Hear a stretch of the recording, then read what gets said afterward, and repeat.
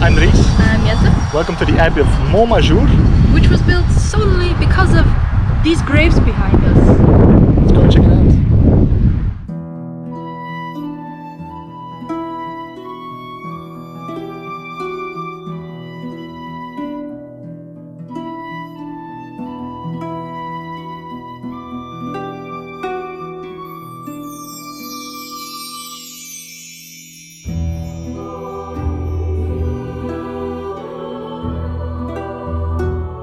On a rocky hill just outside of Arles in southern France stands a silent witness of 1,000 years of history, the Abbey of Montmajour.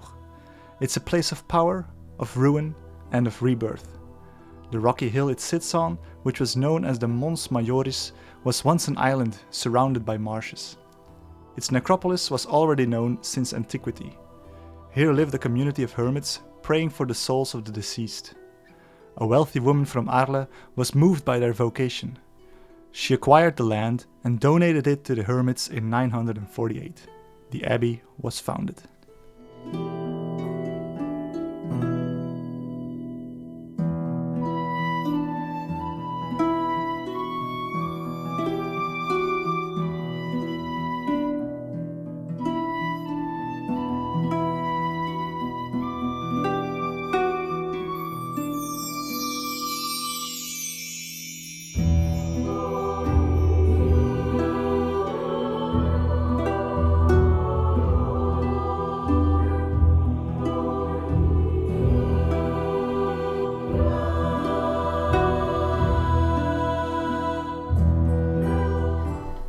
Through time, the abbey would gain great prestige because of a relic said to be from the True Cross, though more on that later. The relic was kept inside the abbey church crypt, where our tour started. Right outside the crypt, we find ourselves at the site of the rock necropolis where the abbey's history began. This place best shows the rocky site that would become the foundation of the abbey. The necropolis hosts many graves. The oldest are recognizable because they also provide a place for the head and the feet of the deceased.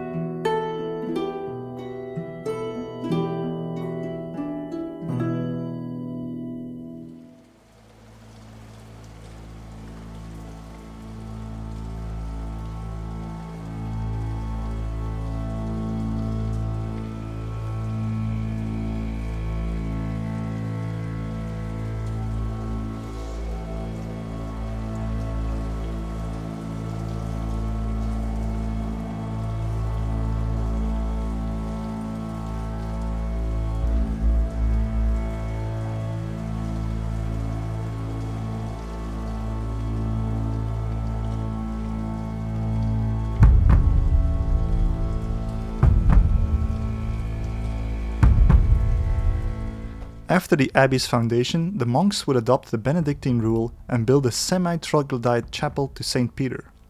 When money is tight, large-scale construction is out of the question. The solution then is to dig into the rock, and the result is this pre-Romanesque chapel, which is the oldest architectural element in the abbey. Pre-Romanesque art, also sometimes described as Carolingian art, distinguishes itself through geometric figures, interlacing, palmettes, and acanthus leaves.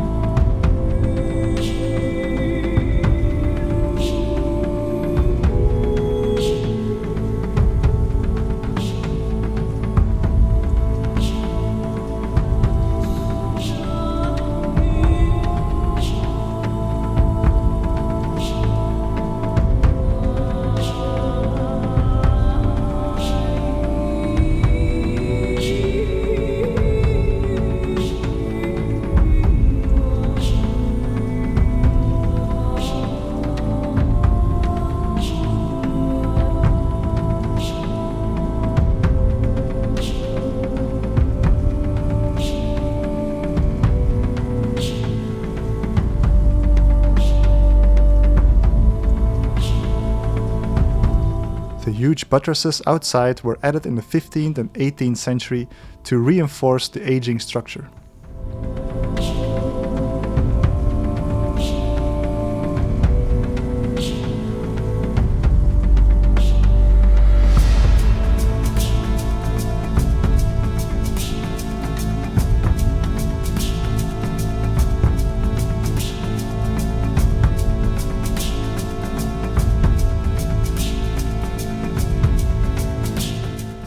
While the monks initially sought isolation from the world, they would grow to become a major pilgrimage site and worldly powerhouse.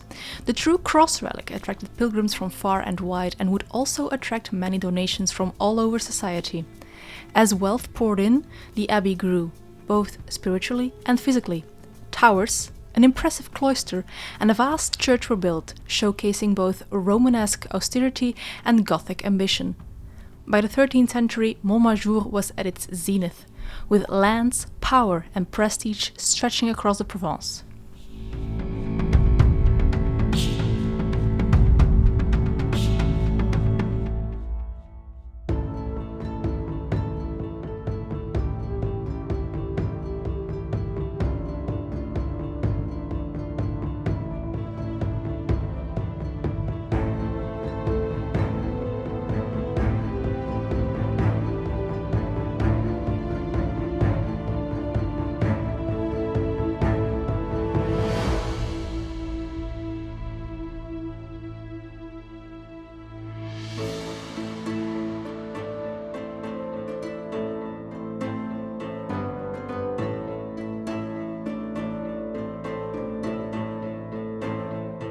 But all empires crumble. Montmajour's decline began in the calamitous 14th century, though in a way the abbey would still grow. The Pons de l'Orme Tower, named after the then abbot, seems like it belongs in an actual castle, but instead we find it here. It was built to defend the abbey from roaming bands of soldiers and raiders during the 100 Years' War. The panoramic views on top highlight the strategic position the abbey occupied just outside of the city of Arles.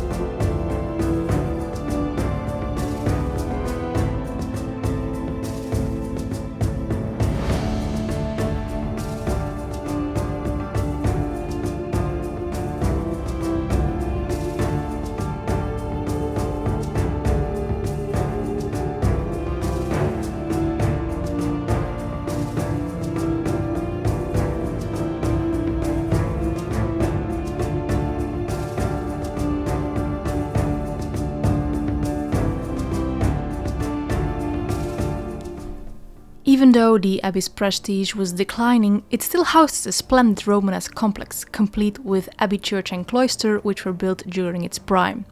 The church is Provençal Romanesque architecture at its peak, a simple layout in a Latin cross with a very tall barrel-vaulted nave.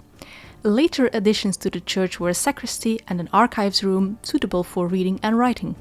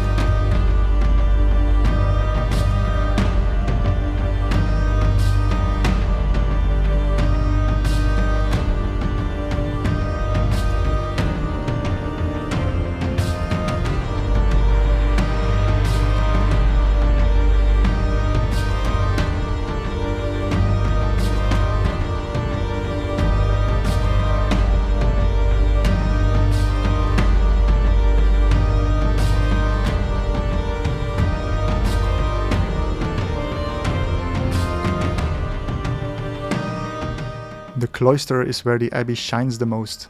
It is one of the most beautiful in Provence. It houses an unparalleled decorative ensemble.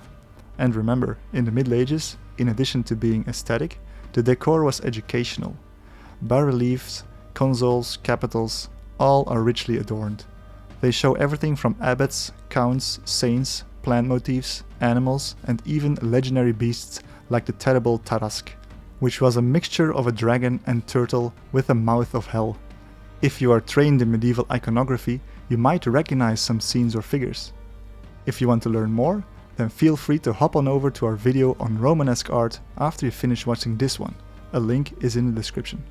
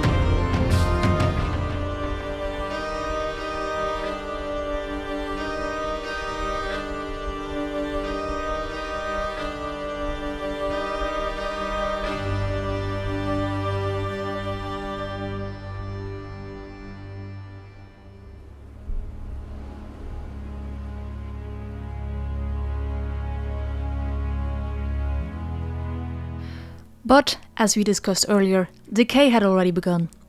The 100 Years' War, the Black Death, and internal decadence began to rot the foundation. Conflicts arose with the abbey's priories over the relics of Saint Anthony, which tarnished the abbey's reputation. And to make matters worse, the abbot was no longer being elected by the monks, but appointed by the Pope, the Counts of Provence, or by the king. This patronage considerably discredited the community. In the 15th century, the abbey was nearly abandoned. Then came the Wars of Religion, which saw the monks forcibly ejected from the abbey while it was occupied by Protestant troops who ravaged the buildings and plundered its treasures.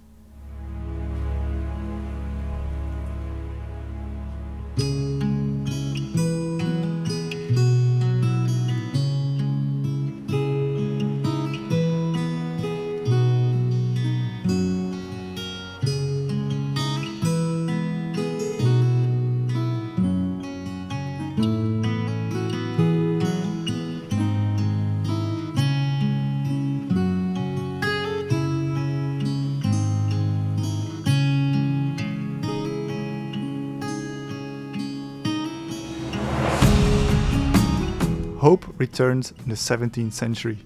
To remedy the decadence, reform-minded monks of the Congregation of Saint-Maur were called to the bedside of the sick. The Maurists decided that spiritual renewal should go hand in hand with an architectural renaissance. A new imposing and grandiose neoclassical monastery was constructed next to the medieval abbey. At the time, it was already referred to as a palace.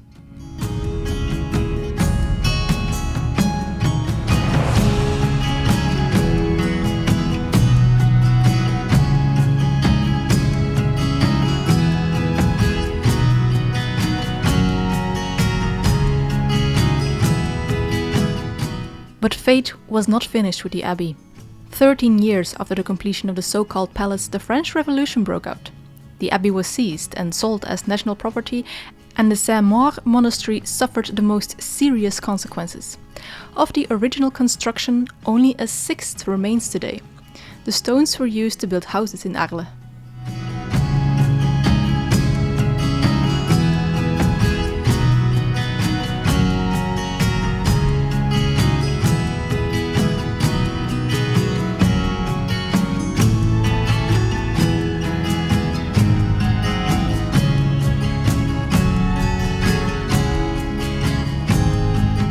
But even in ruin, Montmajour captivated.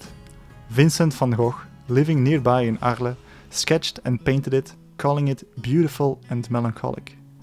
And today, Montmajour is no longer abandoned. It stands as a monument, not just to medieval grandeur, but to the resilience of history.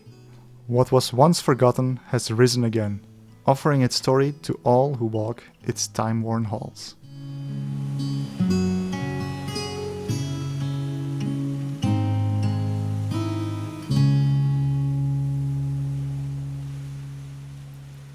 That was the Abbey of Montmajour.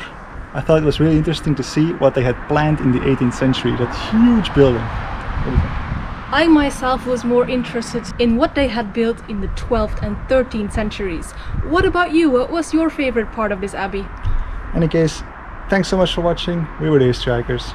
And like, comment, subscribe and all that good YouTube stuff if you want to see more of these kind of historical places. I will see you next time. Bye bye.